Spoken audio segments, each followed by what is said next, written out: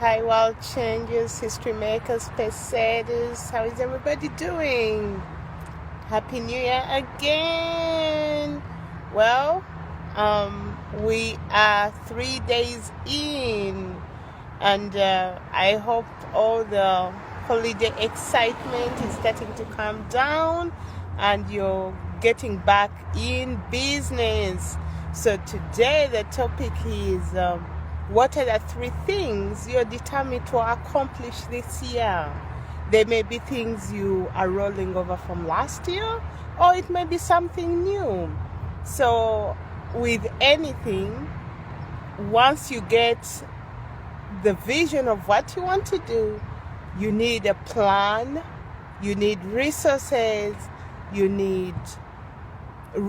including people, skills, and all that good stuff.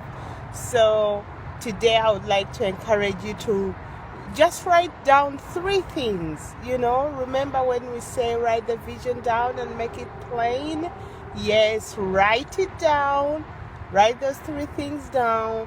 Then figure out the resources you need. It may be a skill you may need to learn, or people you may need to hire to help you. Then put a time frame on it. Decide, is this a 3-month project? Is it a 1-month project? Is it a 1-year project? It's up to you, but put a time frame on it. Then break down the steps. How will you measure success? How will you know that the track you're on to determine that specific goal is the right one?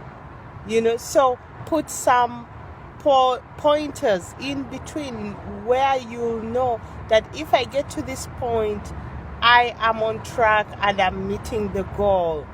Aim for success. Yes, you may get some interruptions along the way, but consider those stepping stones to your next level. Just because a plan doesn't work originally, it doesn't mean your goal and your desire is wrong. It just means try a different plan.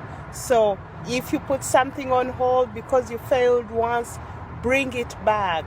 God will give you the new strength and the new energy and encouragement for a new plan so that you continue on. Your heart's desires are a sign that God has dropped something in your heart that we need accomplished.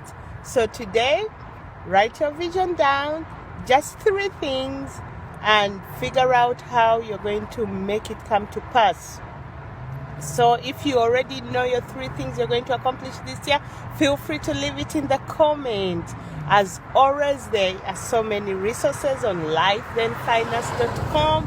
This is Keroy again. I'll talk to you soon, aka Mother Ego.